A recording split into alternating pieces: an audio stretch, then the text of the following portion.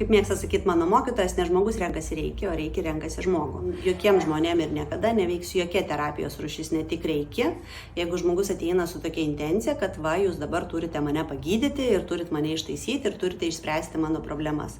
Bet kokia rūšis terapijos, kaip ir dvasinė praktika, veikia tik tada, kada aš esu santykėje, kad aš turiu dirbti su savimi, aš turiu spręsti savo klausimus, aš turiu keisti savo požiūrį, aš turiu pamatyti ar suprasti tai, ko aš anksčiau nesupratau, pamatyti pasaulį naujų kampų ir išsiugdyti naują santykį ir požiūrio taškus. Tada tai veikia. Todėl lygiai taip pat reikia, kadangi tai yra savigydos praktikos ir tai yra darbas su savimi.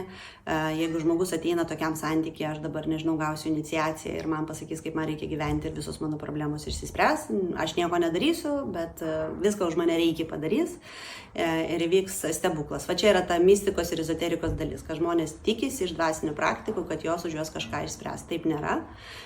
Reikia yra dvasinė praktika ir jinai kalba apie savigydą iš tos pusės, kad tai yra mokymasis pažinti save, suprasti, kas vyksta su manimi, ką aš darau taip, kad aš turiu tokias pasiekmes savo gyvenime ir po biškį viską keisti. Klausimas per kiek laiko, bet tai yra savęs keitimo, savęs pažinimo, savęs keitimo, savęs supratimo labai įdomus procesas. Jeigu randi tame džiaugsmą, tada valio, jeigu ne, tada ne tau.